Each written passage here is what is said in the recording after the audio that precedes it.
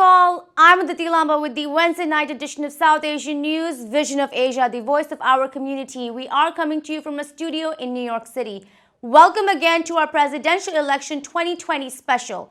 Over 150 million have cast their votes in this election. A day after Americans voted in a bitterly contested election this year, millions of votes are still left to be counted, and the race between Republican President Donald Trump and his Democratic rival, former Vice President Joe Biden, remains up in the air.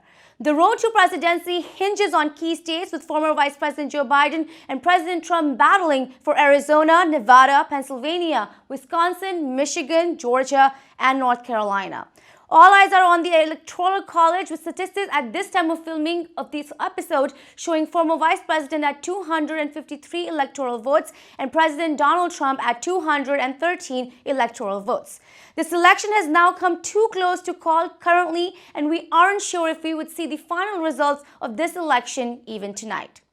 Former Vice President Biden is holding increasing leads in critical states of Wisconsin and Michigan, giving him an apparent edge in this presidential election that Republicans have already threatened to challenge in courts. Last night, President Donald Trump prematurely claimed victory just to see updated vote counts showing him losing his advantage in states where he was ahead on election night, after more absentee ballots were counted in cities including Milwaukee and Detroit. President Trump has maintained a lead in Pennsylvania, Georgia, and North Carolina, but margins in each state narrows as more votes are counted. Many states remain too close to call, with thousands of votes left to be tallied. Amid this uncertainty, both campaigns are projecting confidence and getting their lawyers for a potential protracted legal battle. On this, President Donald Trump has claimed that some legitimate tallying efforts should be stopped and try to assert his victory again. So much chaos in what's being considered the most crucial, historic U.S. presidential election. We continue tonight to follow up with the election updates featuring key political personalities and leaders tonight. Let's begin by taking a look at our conversation with the National Director of South Asians for Biden on the role of South Asians that are playing this election, along with the Biden-Harris ticket's vision towards immigrants, communities of color, and more. Here is Neha Diwan. President Trump has time and time created this caution or this uncertainty about mail-in ballots.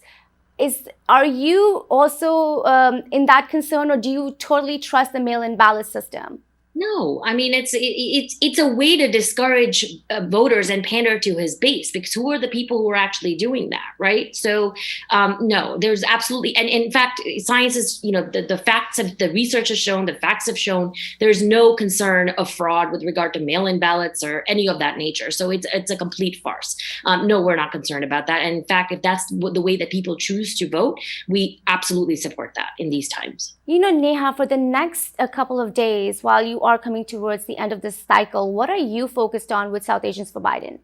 Oh, we are just getting out the vote at this point. We have phone banks after phone banks scheduled. We also have our final event that is scheduled for this Sunday, November 1st, where we will get very, very prominent members of the South Asian community to talk about what's at stake with the respective fields. But really, it's just GOTV between now and then, and making sure that we are tagging people who then tag people who then tag people to ensure that they are voting. Neha, if I was to ask you, how has this personally been for you, what would you say? It's been very rewarding. I mean, it's been challenging at times. It's been exhausting, but it's been absolutely phenomenal. I'm so proud to support this ticket, to finally, after 4 years, I finally have hope. And I have done anything and everything that I could, and along with my team, to make sure that, we carry over that hope across the finish line, because that's really what's been driving us. And the fact that this campaign actually speaks to us, cares about us, considers us, has been really empowering, because we've just been ignored. We've been sort of spit on. We've been told that our countries are filthy, or that they are not, the traditional Nordic countries, so they don't really care. No, we are actually being seen and heard. We have somebody who looks like us who's on the ticket. I mean, that's significant. I just have two questions left for you here. What, according to you, are South Asians learning from this election? That the power of voting, that their voice actually matters, and also that we are a critical voting bloc at this point, so that politicians are paying attention to us in ways that they haven't before. And what I've also found is that a lot of South Asians who were just apathetic before, were never involved, regardless of which side of the aisle they're on, are actually getting involved, which is significant. And so it's very heartening for me to see for our community as well. My last question to you has to be about voting again. For a person who may be choosing not to vote, we saw a lot of that in 2016. What do you say to them, Neha? Not an option. It is absolutely not an option. There are so many people who come here to this country and wait and wait and wait for the right to vote, and people just are born into that. That's not an option. This is your way to act. If you don't vote, you can't complain, and you've had complaints over the last 4 years. You've got to make your voice heard. It's just not an option. Well, Neha, thank you so much for your time here on ITV Gold. Please give a last message out on behalf of South Asians for Biden. Please join us in voting, whichever way that you feel comfortable. If it is that you are choosing to mail, please make sure that you are in a state where that is actually going to be counted, because there are some states where it's not going to be counted by election day. But please exercise your right to vote and vote for the Biden-Harris ticket, because that is one that absolutely looks out for our community. It's time for a short break on Vision of Asia, Voice of the Community Election Special. We'll be right back.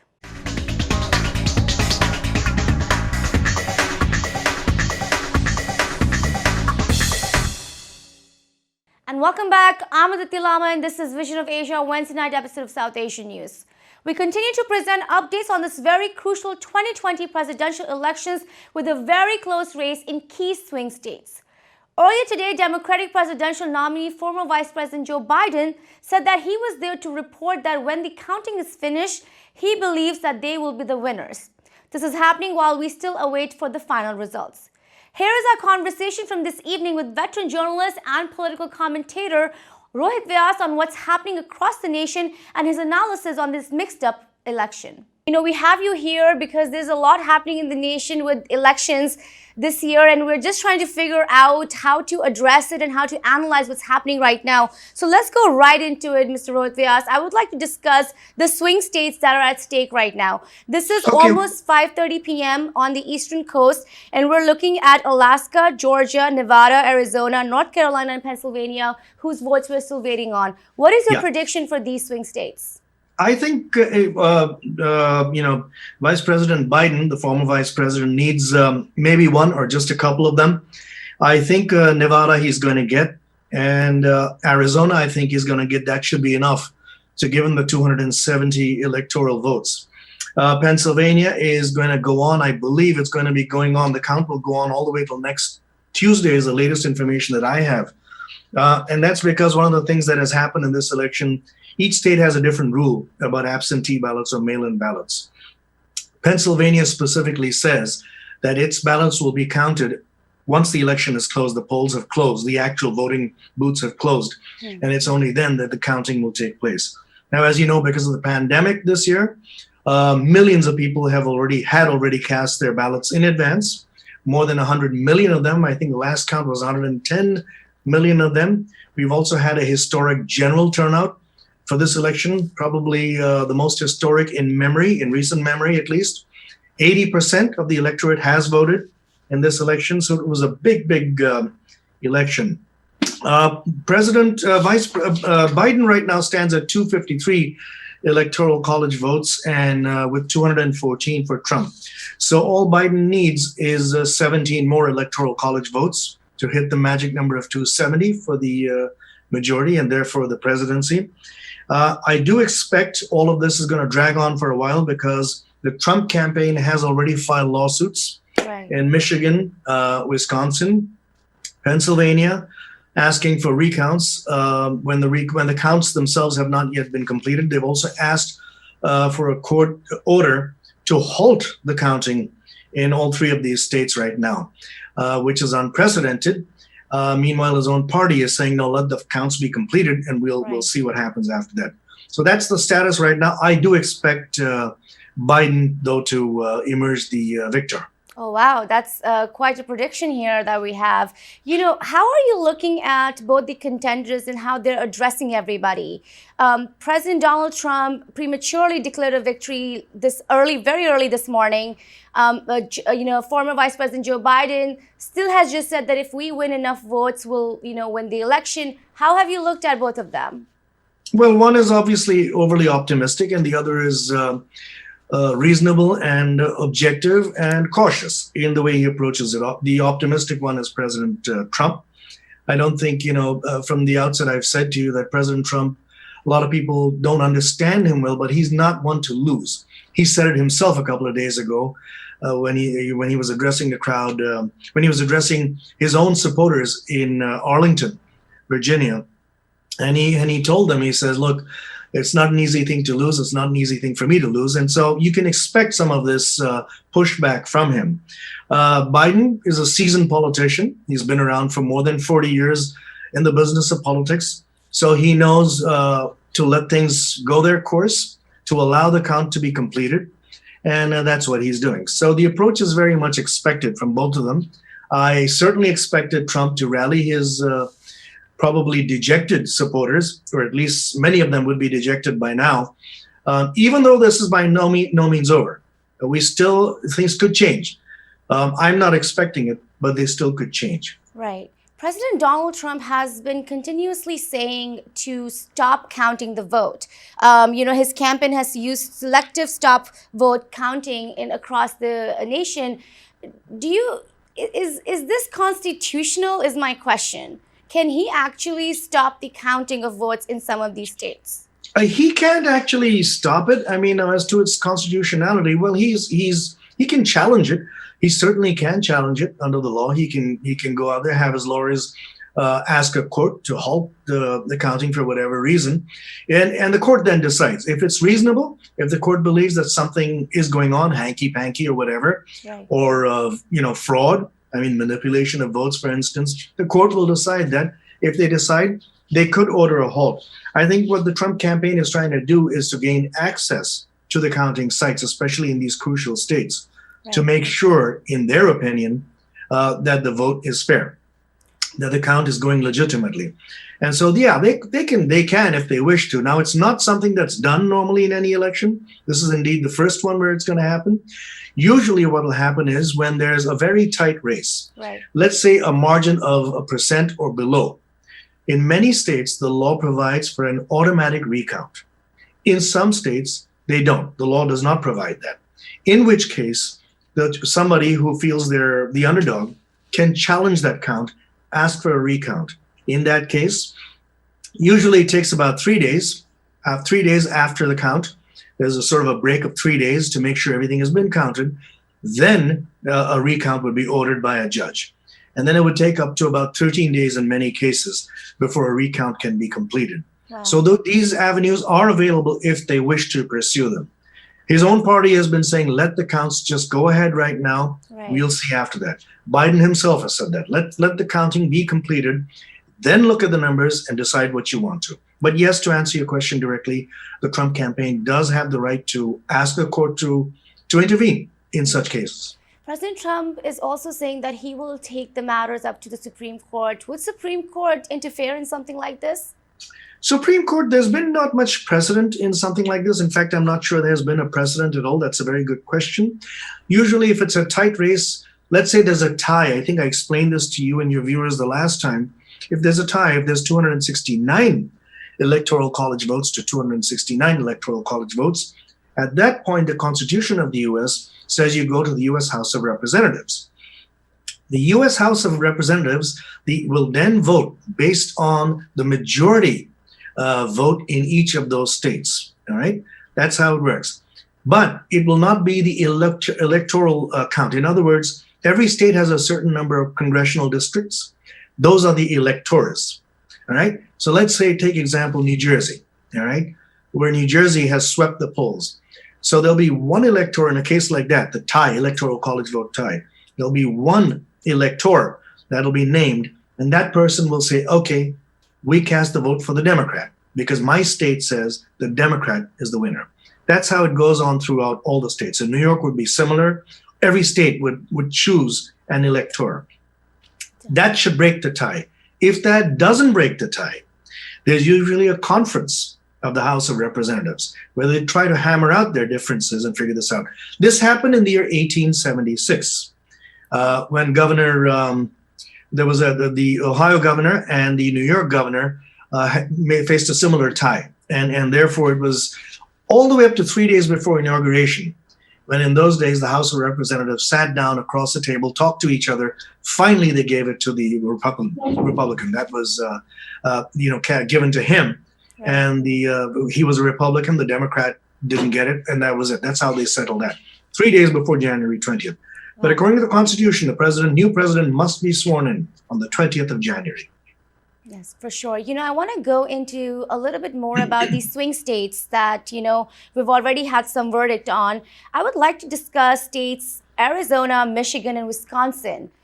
Wisconsin and Michigan has been declared as a Biden victory so far in many networks. We're hoping that's the case. What do you think has made some of these states turn blue? First of all, the appeal of Biden, I think he has appealed more to the white men in those states, in all of these states. In Arizona, which we see is going toward Biden, we think the problem has been that President Trump has criticized Senator, the senator who passed away, our senator, I forget it's slipping my mind right now. But he was being criticized overly, and he was the popular Arizona senator. And that probably has led to his decline in popularity in Arizona. Arizona is a red state. It was unexpected for it to turn blue. But because of that, it has gone blue. And so Arizona is a state that has gone to Biden, they say right now. Much of it has been the appeal to the white male, it seems, because in many other states, we're seeing a change in the demographics. The majority black population in some states has gone with Trump. So has the Latino population, most notably in Florida, which has gone to President Trump. He has appealed to them in those states. So it's very, very interesting that has happened. Let's talk about the state of Georgia. They have had some historic turnout when it comes to the Democrats, and it's a very close race. What are your predictions for Georgia? And what does that say? What does it say when you see such a huge turnout for Democrats in a state like Georgia? Georgia, the suburban areas have gone more already Republican. They're looking now at the vote count totals for the Atlanta and suburban areas, that area, Atlanta, which is a huge, huge area. There's thousands of votes over there. Many of those are being counted by hand because obviously they're absentee ballots. They're mailed-in ballots that have come in. And so that's what they're doing right now, is counting those. And I think over there, it's changing demographics as well. There's a lot of new diverse populations that have moved into the Atlanta area. And so I think many of them tend to go with the Democrats versus the Republicans. I think that's the big change over there. That's been the same, incidentally, in Arizona as well. For Arizona, to get back to that for a moment, it's also been because a lot of people moved from California, which has had incredible housing prices in the LA and San Francisco area, et cetera. And a lot of people from the minority groups have not been able to sustain themselves in California, and so have moved to the neighboring state of Arizona. The demographics there have changed. So a lot of changing demographics generally favor the Democrats, in my view. It's time for a short break. Stay with us on Vision of Asia, Voice of the Community. We'll be right back.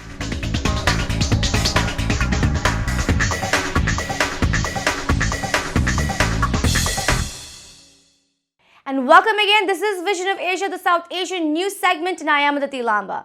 We are bringing you updates and comments on this ongoing tough race to presidency between President Donald Trump and former Vice President Joe Biden. While we still await for the final count from key swing states, here is a story coming in on local races in New Jersey. Voters in the Edison Township voted to select 3 school board members to serve a 3-year term on the board. According to the Middlesex County election results, the state of Mohin Patel, Virginia White, and Sherry Shee were easily elected to serve this 3-year term. Mohin Patel received more than 9,400 votes, while Virginia White received 9,112 votes, and Sherry Shee received 8,649 votes. Here are the candidates who now will sit on the Edison School Board, a city which houses a number of South Asian population in New Jersey.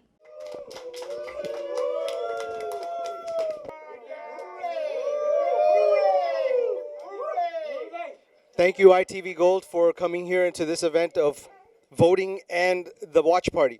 First and foremost, I want to congratulate Mahesh Bhagia, the chairman of EDO. He has done a tremendous job to make sure that we had the highest voter turnout to represent our community, our town, our Edison in Middlesex County. I want to thank you And from the bottom of my heart, for all the workers, everyone that went out and voted, thank you so much for making your voice count. Thank you, Raja Bhai and ITV, for covering this event today. I'm so delighted. I'm here with all my fellow members from Edison Democratic Organization.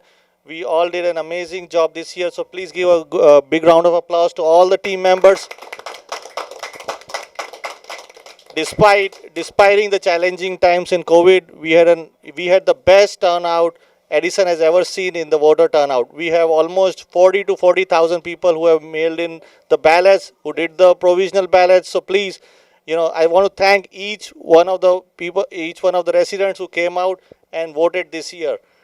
We have won, in Edison itself, we have won by double digits compared to our Republican opponents. So I want to again give a big round of applause to my whole team, and each one of them worked day in and night last 3 months, trying to make sure everybody had a safe campaigning. With the digital campaigning, we made sure, we take care of the safety first. So again, thank you so much for supporting us this year. Thank you. Hi, I would like to thank ITV for coming out and covering this event. This year, I think we did an outstanding job. We brought a lot of new and innovative campaign strategies to our campaign this year, and a lot of it, like I said, with COVID-19, we were trying to make sure that we kept everyone safe, and everyone worked so hard, and like I said, we were dealing with the unknown, and I want to thank everyone for their hard work, their dedication, and the results really showed, because we had the highest turnout that we've had in a very long time for an election, and a very dominating performance against our Republican counterparts. So I want to thank everyone who helped and everyone who was involved this year. Thank you. Thank you, ITV. First of all, I want to congratulate Mahesh Bhagia, our new elected Democratic Party chairman, with his hard effort, and the whole party was energized, and our party has did a real good job in Middlesex County as well as in Edison. If I tell you, this is the first time in the history of Edison the amount of voters turn out to vote. It is way more than we never thought of it. So all credit goes to Mahesh Bhagia and EDO team, and I congratulate everybody. Thank you very much. Thank you very much, the entire team, EDO, and winning candidates. And one thing I'm going to say today, which is very important, everybody talk about, look at Mahesh Bhagia, is the new elected chair for EDO. What he brings to the table, what he brings to the Edison. It's diverse and community which really represent Edison, which really represents the real America. We're fighting today's election, presidential election, what we're fighting with Donald Trump today, Joe Biden. That's Mahesh Bhagia is a simple example what he's trying to accomplish here in Edison, a diverse community living together side by side, showing Edison is a one community. Thank you very much. Hi, my name is Virginia White. I'd like to thank all of you for being here tonight, and you all did such a beautiful job.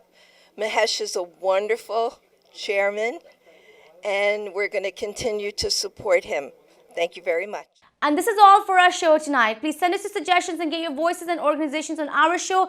Email us on events@itvgold.com or follow us on Facebook at ITVGold. You can also now subscribe to our YouTube channel to watch many of our popular shows for free. Thank you for joining us tonight from Queens, New York. This is Vision of Asia, and I am Aditi Lamba. Take care and be well.